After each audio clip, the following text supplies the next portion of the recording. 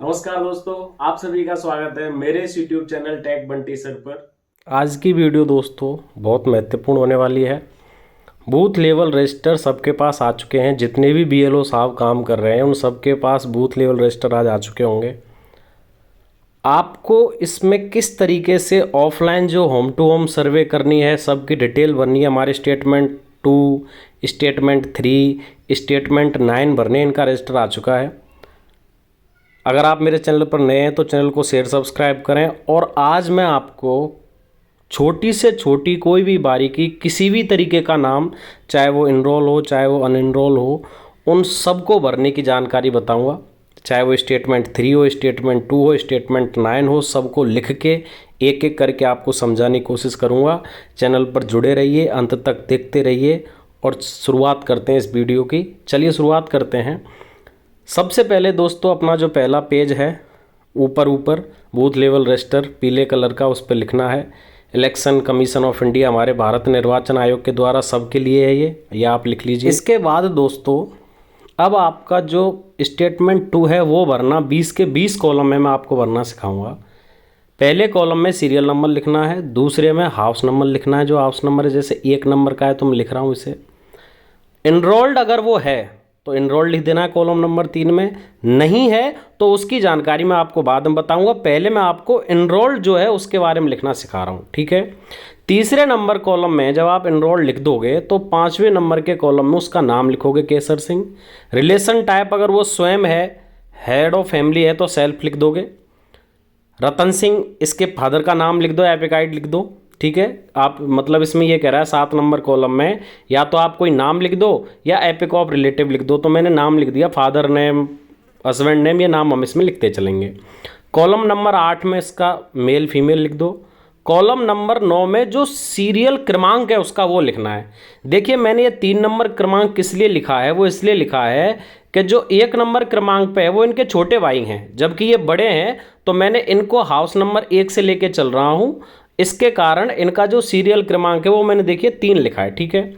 उसके बाद column number 10 में इनकी एपिक आईडी लिखनी है। कॉलम नंबर 11 में इनकी डेट ऑफ बर्थ लिखनी है। डेट ऑफ बर्थ आप जो चाहे वो जैसी लिख सकते हो, जो रियल है वो रियल लिख सकते हैं आप दोस्तों।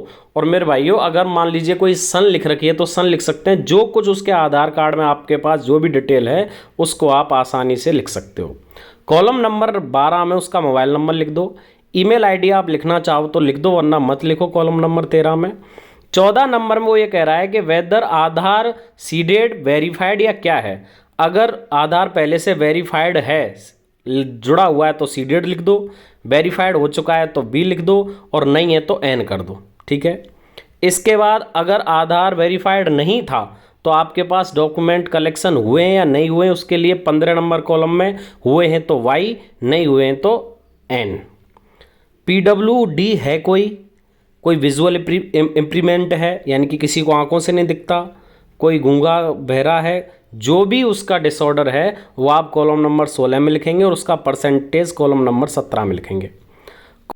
कॉलम नंबर 18 में आप क्या लिखोगे? कॉलम नंबर 18 में आप लिखोगे कि अगर कोई परमानेंटली शिफ्ट हो गया है तो एस, डेथ हो गई है तो डी, और रिपीटेड है 2-3 जगह रह रहा है तो आर, ठीक है। ये कॉलम नंबर 18 हो गया। मैं पास से और दिखा देता हूँ आपको। कॉलम नंबर 19 में अगर कोई भी डिटेल ख़राब भरी हुई है, वो चेंज करवाना चाहता है, कोई रिक्वायर्ड है, तो वाई लिख देना आप यहाँ, ठीक है। और किस चीज़ की रिक्वायर्ड है वो लिखना है कॉलम नंबर 20 में, नेम जेंडर जो भी है। तो ये जो हुआ आपका दोस्तों 1 नंबर से लेकर के 20 नंबर के कॉलम तक उस बंदे की जानकारी हुई जो बंदा इनरोल्ड है, ठीक है। मैंने ऐसी 4 जानकारी और भर दी है इसमें इनरोलमेंट की, ठीक है। अब हम बात करते हैं कि जो नए घर जोड़ रहे हैं वो कैसे। देखिए ये केसर सिंह जी के भाई हैं, लाल सिंह जी। इनका कुछ नहीं करना, सेम लिखना है, सेल्फ लिखना है, लेकिन इनके मकान में मुझे 1A जोड़ देना है, ठीक है। अब ये जो लाल सिंह जी हैं, इनकी भी इनरोल वही जानकारी लिखनी है जैसी मैंने केसर सिंह जी की लिखी थी। पहले कॉलम में सीरियल नंबर, दूसरे कॉलम में हाउस नंबर 1A लिख देना है। ये तीसरे कॉर्नर में इनरोल्ड हैं वो लिख देना है तीसरे कॉलम में। चौथे नंबर का कुछ लिखना ही नहीं है, जो व्यक्ति इनरोल्ड है उसमें चौथे कॉलम में कुछ लिखना नहीं है। नेम ऑफ इलेक्टर लिखना है 5वें कॉलम में। छठे में सेल्फ, घर का मुखिया बनाना है। 7वें कॉलम में आपको नेम या एपिक लिखना है किसी रिलेटिव का, मैं नाम लिख रहा हूँ सब में, ठीक है। 8वें कॉलम में आपको जेंडर लिखना है। 9वें कॉलम में जो सीरियल नंबर है, तो देखो इनका सीरियल नंबर आ रहा है 1, तो इसलिए मैंने इनका सीरियल नंबर लिख दिया यहाँ पे 1, ठीक है। क्लियर है। डेट ऑफ बर्थ लिखनी है, एपिक आईडी लिखना है पहले 10 में, फिर डेट ऑफ बर्थ लिखनी है 11 में, 12 में मोबाइल नंबर, ईमेल आईडी 13 में, 14 में सीडेड हैं ये सब कुछ, मतलब आधार दिया दे रखा है इनका, और बाकी की वो पूरी जानकारी सेम टू सेम रहेंगी, ठीक है। ये जानकारी हो गई आप जब नया घर जोड़ें तो। क्लियर है। अब देखिए मैंने इनकी भी जानकारी लिख दी है। अब देखिए इनका जो बच्चा है ईश्वर सिंह राठौड़, इसका नाम जो नंबर है देखो 534 लिखा हुआ है कॉलम नंबर 9 में। देखिए इसका जो सीरियल नंबर है मेरे वोटर लिस्ट में 534 आ रहा है, तो मैं वो लिख दूंगा, ठीक है ना। यहाँ अब आपको ये उनका समझ में आ गया होगा जो इनरोल्ड थे। अब बात कर रहे हैं देखो अनइनरोल्ड की। मैंने कॉलम नंबर 3 में लिख दिया अनइनरोल्ड। कौन है भैया अनइनरोल्ड, और भैया कब हो रहा है ये 17 से ऊपर का, तो 17 से ऊपर का ये अक्टूबर 2023 में हो जाएगा। तो ऊपर लिखा हुआ है जनवरी, अप्रैल, जुलाई, अक्टूबर, इन 4 महीने में कौन कब हो रहा है ये, तो ये अक्टूबर 2023 में भैया हो जाएगा 17 से ऊपर का, तो मैं इसका नाम लिख दूंगा। अब कौन है, सन है, तो ऐसा आएगा तुम्हारा कॉलम नंबर 6 में। पिताजी का नाम लिख दूंगा 7 में। 8 में मेल लिख दूंगा। 9 में अभी भैया कोई जानकारी है ही नहीं, सीरियल नंबर है ही नहीं जब वोट नहीं बनी, तो 10 का कुछ है नहीं जानकारी अभी।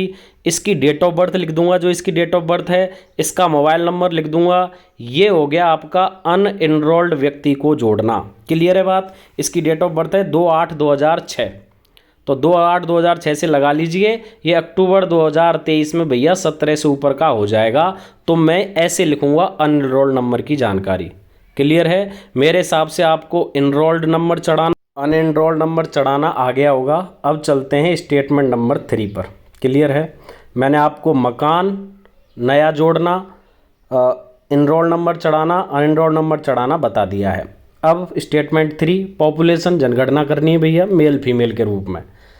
मैंने हाउस नंबर 1 की लिख दी है, 1A का लिख देता हूँ। चलो मैं इसमें क्या हुआ, मैंने 3 वोटर जोड़े थे अभी आपके सामने। इसमें एक वोटर नया है जो जुड़ने वाला है, 17 प्लस का हो जाएगा जो अनइनरोल्ड था। टोटल इस घर में संख्या है 4, 3 मेल हैं 1 फीमेल है, थर्ड जेंडर कोई है नहीं। टोटल कितने हो गए साहब, 4 हो गए। अगर कोई PWD है तो उसकी संख्या लिख दीजिए आप, वरना नहीं है तो आप डायरेक्ट सामने टोटल लिख दो। स्टेटमेंट 3 मेल और फीमेल की जनगणना, एक एक बच्चा 0 से लेकर के लास्ट तक जो पैदा हुआ है, मतलब तब से लेकर लास्ट तक। स्टेटमेंट नंबर 9 भरना है। अब ईजी है, बहुत ईजी है। जैसे मकान जुड़ रहे हैं, पहले में नया मकान कोई नया कंस्ट्रक्टेड हुआ है हाउस, दूसरे में कोई नई कंस्ट्रक्टेड बिल्डिंग बनी है, तीसरे में कोई नई सोसाइटी बनी है, उनकी संख्या आपको लिखनी है। बाकी का आपको कुछ नहीं लिखना है, ये अपने आप जब आप सब कुछ डाल दोगे तो ये अनुपात के तौर पर हम लास्ट में इसको निकाल लेंगे। क्लियर है। आपको समझ में आ गया होगा दोस्तों। मैंने आपको वो सारी जानकारी बताई जो आप इस रजिस्टर में भरेंगे। अगर आप अच्छे ढंग से समझ पाए हैं तो मेरे चैनल को सब्सक्राइब करके ज़रूर जाएं। BLO से संबंधित सारी जानकारी आपको इस चैनल पर ज़रूर मिलेगी। Thank you so much. Thank you everyone my friends.